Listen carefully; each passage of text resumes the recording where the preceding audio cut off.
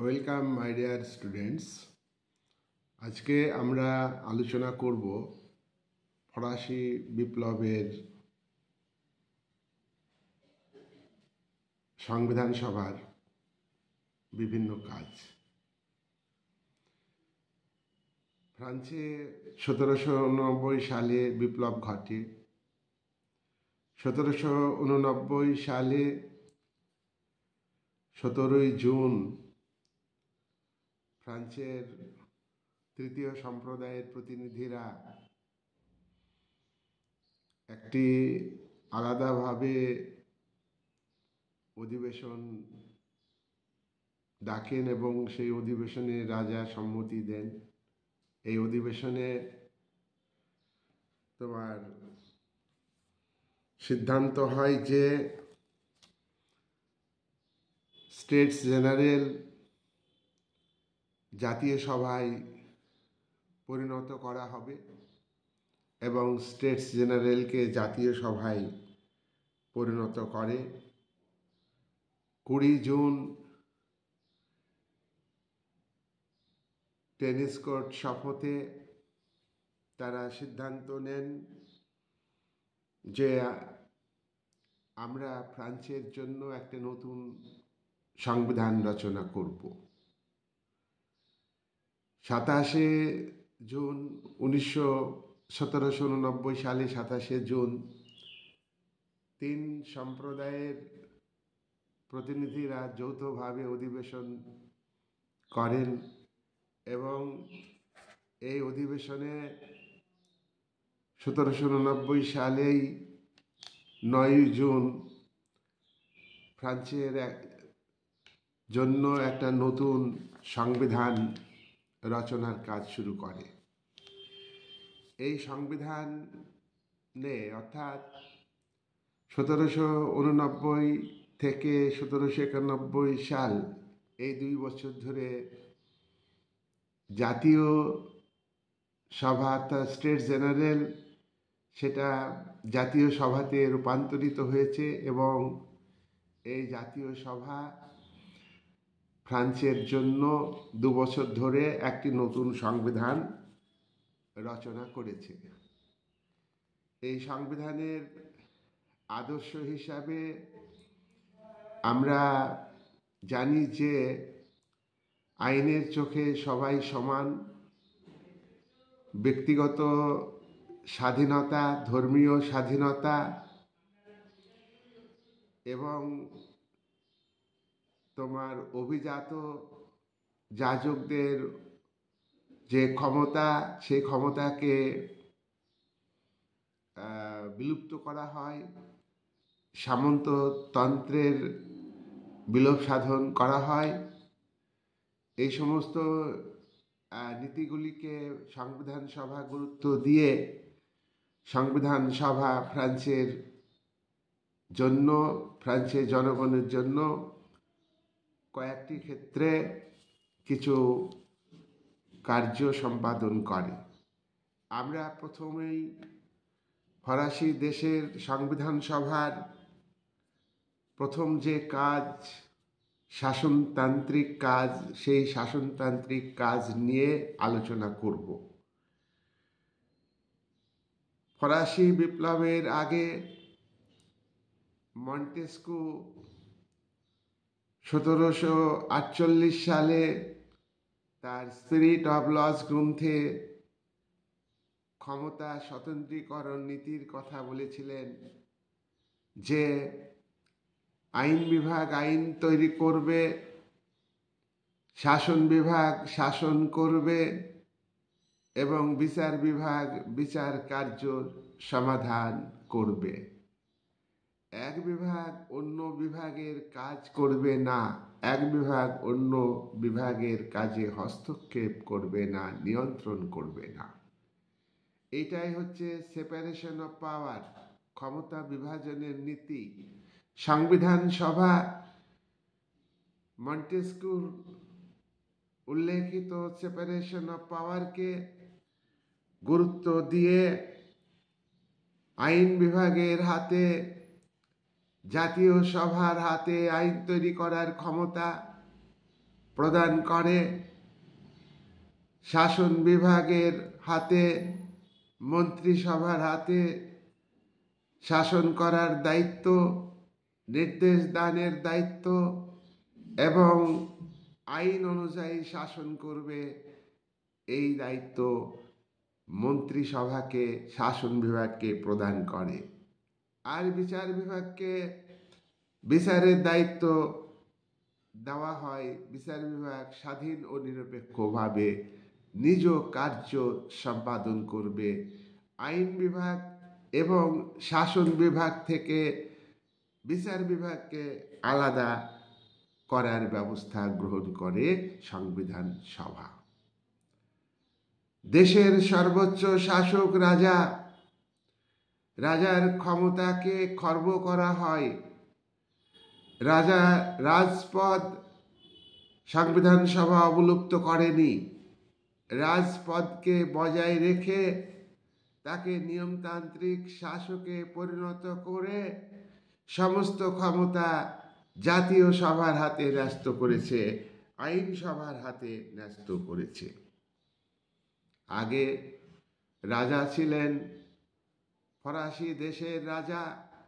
এই ফরাসি দেশের রাজা এই বক্তব্য, এই উপাধি তুলে দিয়ে ফরাসি জাতির রাজা এই নতুন উপাধি সংবিধান সভা রাজাকে দিয়েছেন।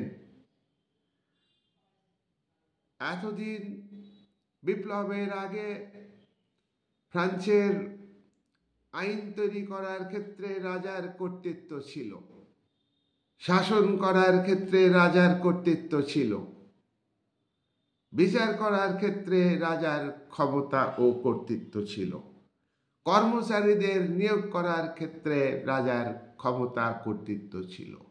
রাজার এই সমস্ত ক্ষমতা কেড়ে নেওয়া হয়। সংবিধান সভা শাসনতান্ত্রিক সংস্কার করে নতুন সংবিধানে রাজার এই সমস্ত ক্ষমতা কেড়ে নেওয়ার ব্যবস্থা করে। রাজা বিপ্লবের আগে দৈব শক্তির কথা তুলে ধরেন। দৈব তত্ত্ব। দৈব তত্ত্ব কি? দৈব তত্ত্ব হচ্ছে রাজা হলো ঈশ্বর প্রদত্ত ক্ষমতার অধিকারী। রাজা ঈশ্বরের দূত। রাজার মধ্যে ঈশ্বর রয়েছেন, তাই রাজার বিরুদ্ধে জনগণ কোনো প্রতিবাদ করতে পারবে না। জনগণ রাজার বিরুদ্ধে প্রতিবাদ করলে সে ঈশ্বরের প্রতিবাদ করা হবে।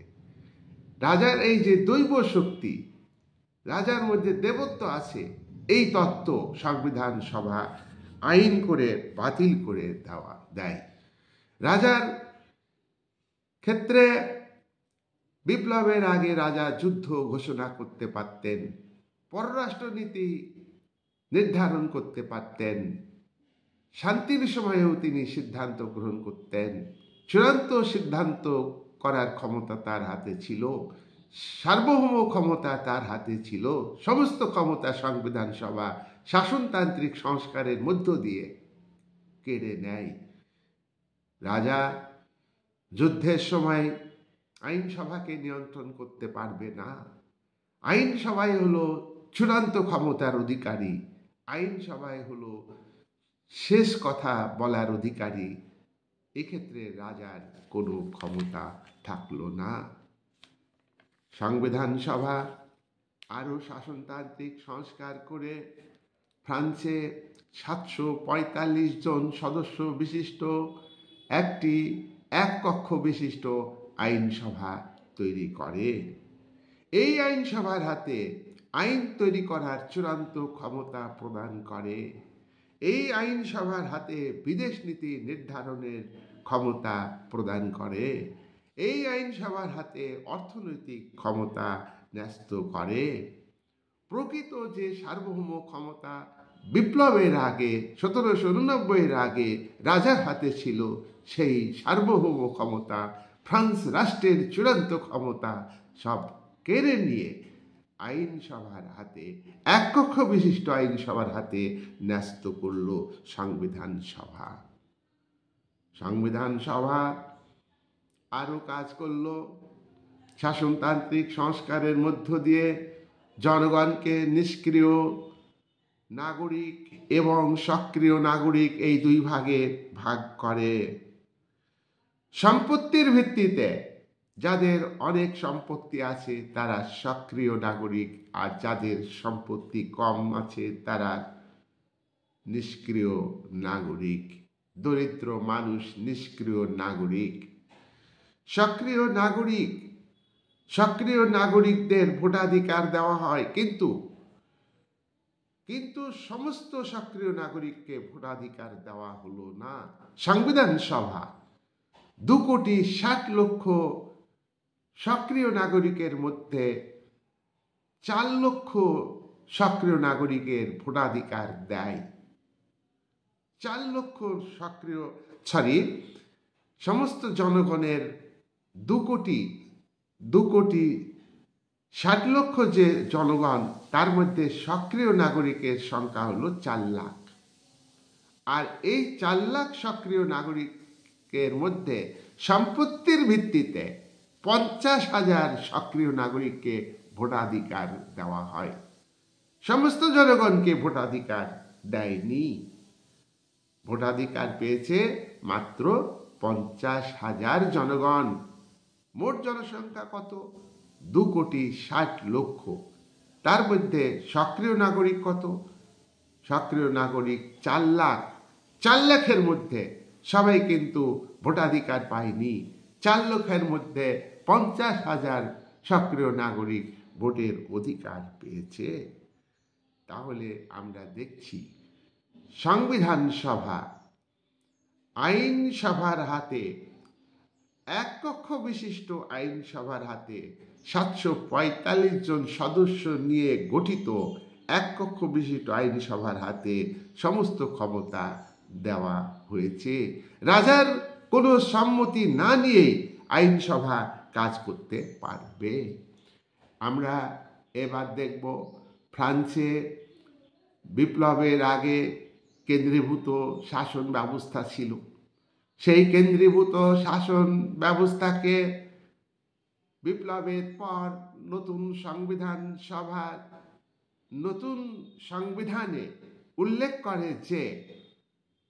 সংবিধানে উল্লেখ করে যে প্রদেশগুলিতে আগেকার যে প্রাদেশিক আইনসভা ছিল, আগে যে প্রদেশগুলি ছিল সেগুলিকে ভেঙে দেওয়া হবে।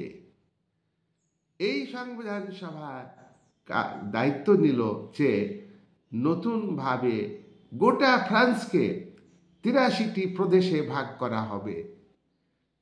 প্রত্যেকটা প্রদেশকে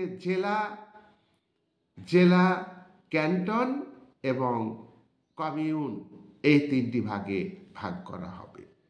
এইভাবে ফ্রান্সে কেন্দ্রীভূত যে শাসন ব্যবস্থা, কেন্দ্রে যে এক কক্ষ বিশিষ্ট আইনসভা আছে, তার হাতে যেমন ক্ষমতা থাকবে, তেমনি ফ্রান্সের জনগণের সুবিধার জন্য স্বায়ত্তশাসিত সংস্থা, প্রাদেশিক যে আইনসভা অর্থাৎ প্রাদেশিক যে ডিপার্টমেন্ট, গভর্নমেন্টের ডিপার্টমেন্ট, 83টা ডিপার্টমেন্ট ভাগ করে তাদের হাতে ক্ষমতা দানের ব্যবস্থা করা হয়েছে।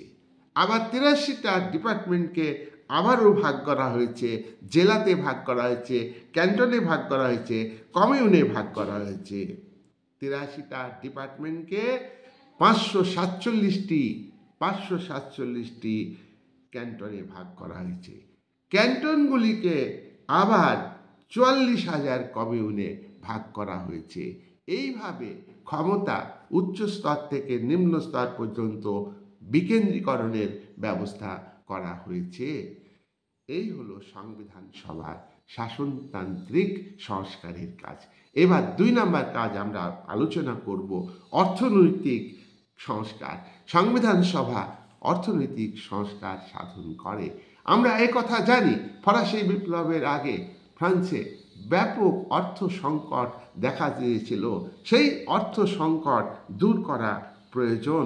জনগণের কাছে অর্থ সাহায্য দানের জন্য, জনগণের আর্থিক উন্নতির জন্য সংবিধান সভা তোমার আর্থিক সংস্কার করে। 1 নম্বর সংস্কার হলো যে গির্জার নামে যত সম্পত্তি আছে, যত সম্পত্তি গির্জা আত্মসাৎ করেছে, পোপ আত্মসাৎ করেছে, সেই সম্পত্তিকে বাজেয়াপ্ত করা হলো এবং সেই সম্পত্তি তোমার রাষ্ট্রের সম্পত্তিতে পরিণত করা হয়। আর এই সম্পত্তি, গির্জার সম্পত্তি আমানত রেখে, জমা রেখে অ্যাসাইনেট নামে একটা মুদ্রা চালু করে। 2 নাম্বার অর্থনৈতিক কাজ কি? অর্থনৈতিক সংস্কার। সারা ফ্রান্সে একই ধরনের ওজন ব্যবস্থা চালু করতে হবে। সারা ফ্রান্সে একই ধরনের ওজন ব্যবস্থা চালু হবে, একই ধরনের মাপ ব্যবস্থা চালু হবে।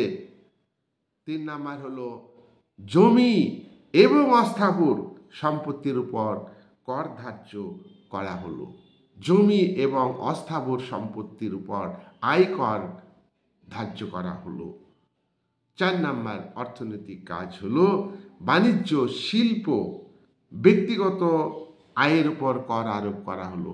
বাণিজ্য, শিল্প এবং ব্যক্তিগত আয়ের উপরে কর বসানো হলো।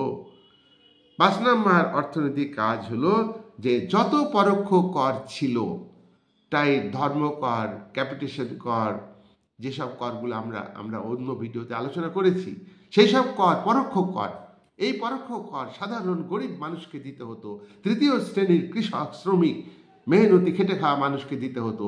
এই কর ব্যবস্থা পরোক্ষ, ইনডাইরেক্ট ট্যাক্স, এটা সংবিধান সভা তুলে দিল। তারপরের অর্থনৈতিক সংস্কার হলো যে সারা দেশে শস্য চলাচলের, উৎপাদিত পণ্যের চলাচলের ব্যবস্থা করা হলো। আর এক জায়গা থেকে অন্য জায়গায় তোমার শস্য চলাচলের ক্ষেত্রে কোনো ট্যাক্স দিতে হবে না, শুল্ক ব্যবস্থা তুলে দেওয়া হলো। উৎপাদনের ক্ষেত্রে যাতে উৎপাদন বৃদ্ধি পায়, তার জন্য তোমার অবাধ যে ব্যবসা বাণিজ্য, সেটাকে স্বীকার করা হলো। আর একচেটিয়া যে বাণিজ্য, সেই বাণিজ্যের অধিকার কেড়ে নিল। উৎপাদন বৃদ্ধির জন্য শ্রমিক ধর্মঘট, শ্রমিকদের সংগঠন গড়ে তোলার যে অধিকার, সেটা সংবিধান সভা কেড়ে নিয়েছে। 3 নাম্বার সংস্কার। 3 নাম্বার সংস্কার হচ্ছে বিচার সংক্রান্ত সংস্কার। বিচার সংক্রান্ত, আমরা জানি ফরাসি বিপ্লবের আগে বিচারকরা বংশগতভাবে ক্ষমতায় আসতেন, বিচারকদের পরিচালনা করতেন রাজা, অন্যায়ভাবে বিচারকদের ব্যবহার করতেন রাজা, স্বৈরাচারকে প্রতিষ্ঠিত করবার জন্য। সাধারণ মানুষ কোনো ন্যায় বিচার পায়নি। সংবিধান সভা 1791 সালে যে নতুন সংবিধান চালু করবে, তাতে বলল যে আইনের চোখে সবাই সমান, আইনের চোখে সবাই সমান, আর মানুষ স্বাধীনতা নিয়ে জন্মগ্রহণ করে, ব্যক্তির যে স্বাধীনতা সেটা রক্ষা করতে হবে। তাই বিচার বিভাগ স্বাধীন ও নিরপেক্ষভাবে কাজ করবে।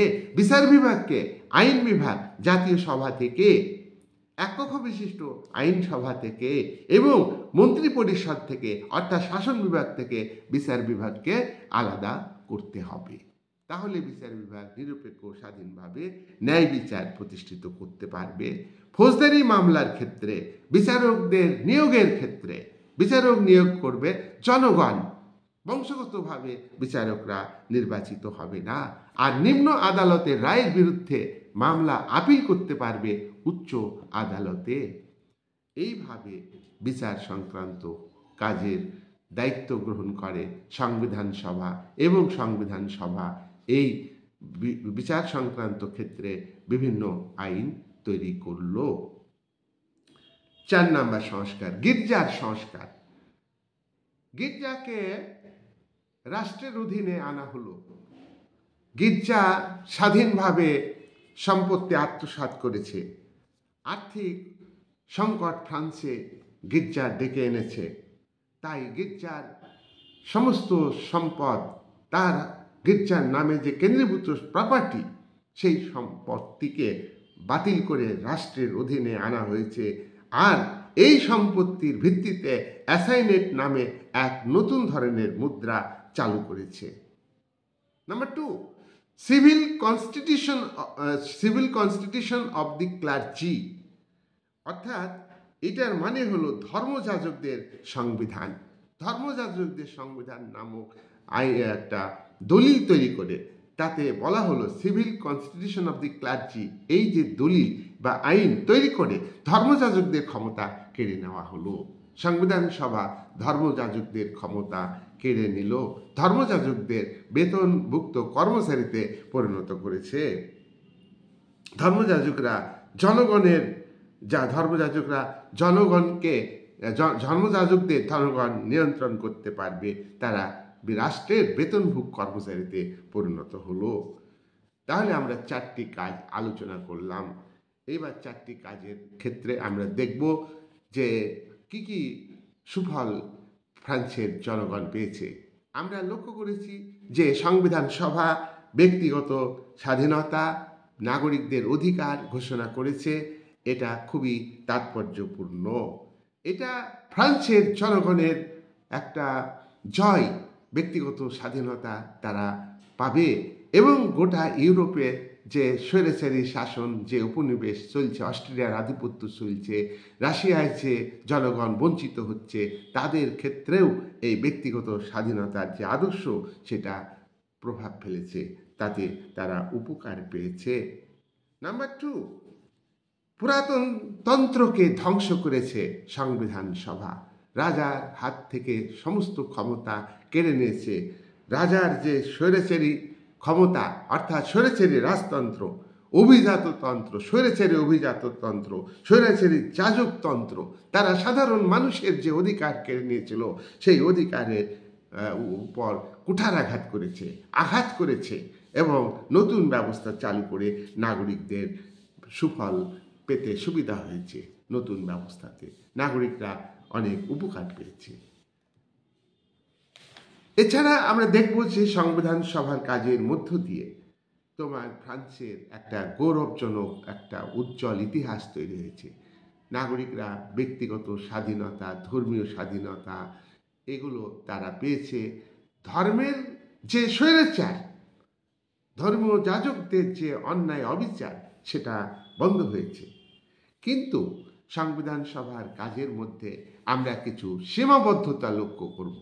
1 নম্বর সীমাবদ্ধতা কি? যে সংবিধান সভা তোমার মানবাধিকার, গণতন্ত্র এবং সাম্যের আদর্শকে ঘোষণা করেছে, কিন্তু গণতন্ত্র, সাম্য, তোমার মৈত্রী, নাগরিক অধিকার, এগুলো কি পেয়েছে সাধারণ মানুষ? সাধারণ মানুষ কিন্তু এখানে ফ্রান্সের বুর্জোয়া ব্যবস্থা চালু হয়েছে। একটা স্বৈরাচারী রাজতন্ত্রের জায়গায় তোমার বুর্জোয়া ব্যবস্থা, ফ্রান্সের উদীয়মান ধনিক বণিক শ্রেণী, শিল্পপতি শ্রেণী, তারা সম্পদশালী, তারা সম্পদশালী যাজক, সম্পদশালী অভিজাতদের ক্ষমতাচ্যুত করে তারা ক্ষমতায় এসছে। আর সংবিধান সভা সেই বুর্জোয়া শ্রেণীর স্বার্থকে বেশি গুরুত্ব দিয়েছে, সাধারণ মানুষের স্বার্থকে তারা গুরুত্ব দেয়নি। ব্যক্তি স্বাধীনতা তারাই পেয়েছে, সমস্ত মানুষের তো ভোটাধিকার দেয়নি, সমস্ত মানুষকে তো সক্রিয় নাগরিক হিসাবে ঘোষণা করতে পারেনি সংবিধান সভা। নাম্বার 3, ক্ষমতা বিভাজন।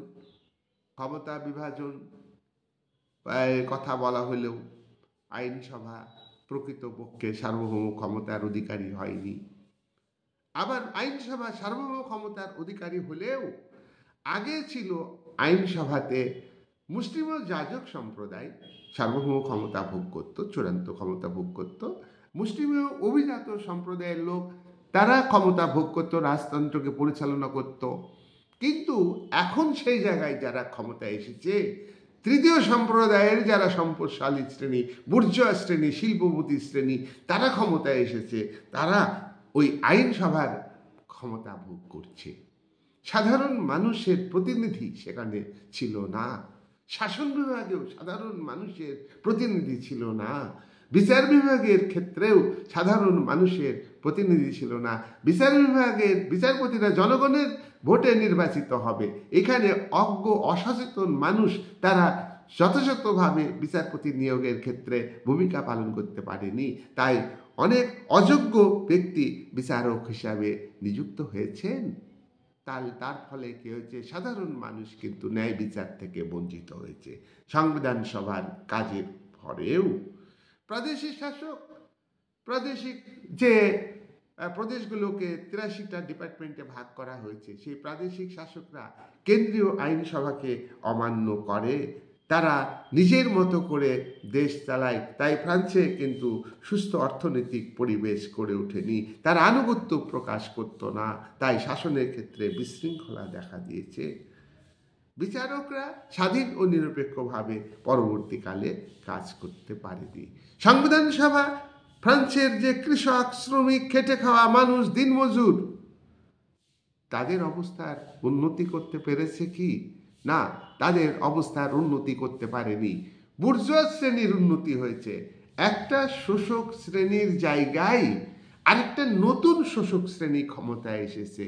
সংবিধান সভার যে ভূমিকা, তার যে শাসনতান্ত্রিক কাজ, তার যে অর্থনৈতিক কাজ, তার যে বিচার সংক্রান্ত কাজ এবং গির্জা সংক্রান্ত অর্থাৎ ধর্ম সংক্রান্ত যে কাজ, সেখানে দেখা যাচ্ছে যে একটা শোষক শ্রেণীর অবলুপ্তি হয়েছে, ঠিকই আরেকটা নতুন শোষক শ্রেণী ক্ষমতায় এসেছে।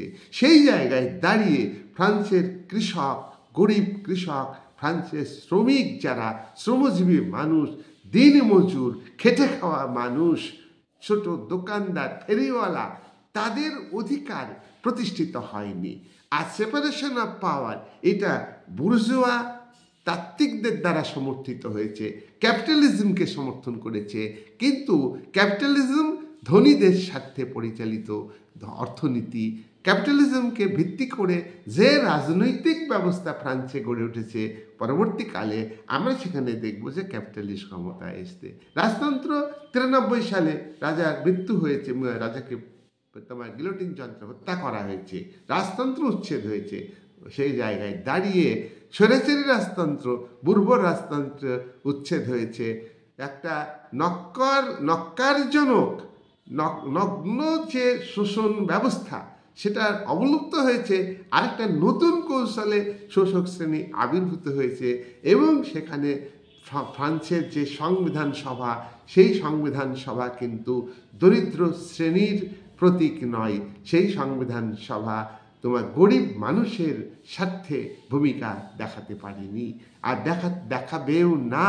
তার কারণ তৃতীয় সম্প্রদায়ের যারা প্রতিনিধি এবং যাজক সম্প্রদায়ের পক্ষ থেকে যারা তৃতীয় সম্প্রদায়ের প্রতিনিধির সঙ্গে যোগ দিয়েছে, টেনিস কোর্ট শপথে যোগ দিয়েছে, নতুন তোমার জাতীয় সভা যেটার পরিণত হয়েছে, যেটা সংবিধান সভা তৈরি হয়েছে, সেই সংবিধান সভাতে সংবিধানের কাজগুলো সেই তাদের দ্বারাই পরিচালিত হয়েছে যারা সম্পদশালী।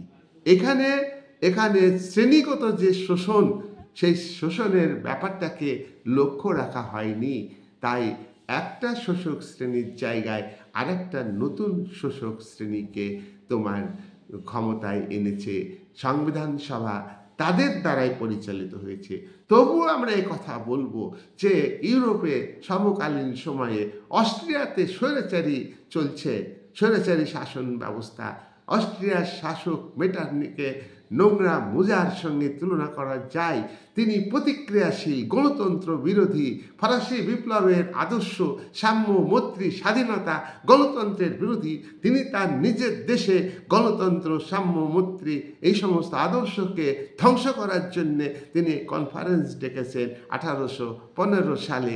আমরা দেখব যে ইটালির যে পরাধীন রাজ্যগুলি, মডেনা, টাস্কেনি, পামেলা, এই সমস্ত রাজ্যগুলিতে যে গণতান্ত্রিক অধিকার নাগরিকদের, সেটা মেটারনিক পদদলিত করেছে। রাশিয়ার শাসকও কিন্তু গণতন্ত্রকে পদদলিত করেছে এবং সেই সময়ে ইংল্যান্ডে গণতান্ত্রিক শাসন ব্যবস্থা থাকলেও, নিয়মতান্ত্রিক রাজতন্ত্র থাকলেও সেই ইংল্যান্ড দুর্বল ছিল, মেটারনিকের দ্বারা প্রভাবিত হয়েছে।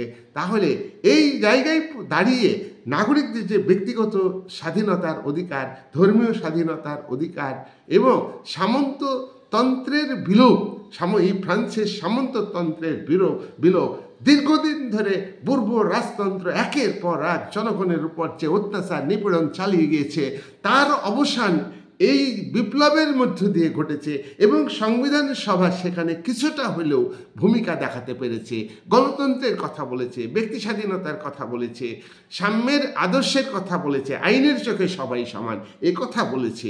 এই যে আদর্শ, এই আদর্শের দ্বারা ফ্রান্সের জনগণের মধ্যে চেতনা এনেছে এবং তার পাশাপাশি গোটা ইউরোপে এর প্রভাব পড়েছে। তাই তো আমরা দেখতে পাবো পরবর্তীকালে যে ইটালির ঐক্য আন্দোলন সংগঠিত হয়েছে। তাই তো আমরা দেখতে পাবো ফ্রান্সেও জুলাই বিপ্লব হয়েছে 1830 সালে, সেখানেও মানুষ কিন্তু চরম দশম চার্চের বিরুদ্ধে আন্দোলন করেছে, সংগঠিত বিপ্লব করেছে। তারপরেও কিন্তু তোমার সাধারণ মানুষের জয় হয়নি, বুর্জোয়ারাও পুরোপুরি ক্ষমতায় আসতে পারেনি জুলাই বিপ্লবের মধ্য দিয়ে।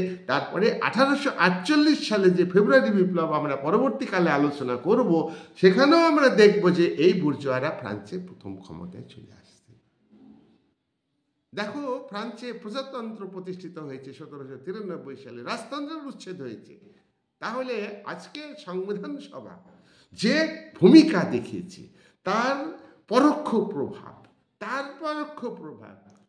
গোটা ইউরোপে পড়েছে, ফ্রান্সে তো পড়েছেই। তা এর প্রভাবেই ফ্রান্সে 1830-এর দশম চার্চের বিরুদ্ধে বুর্জোয়াদের নেতৃত্বে জুলাই বিপ্লব সংগঠিত হয়েছে।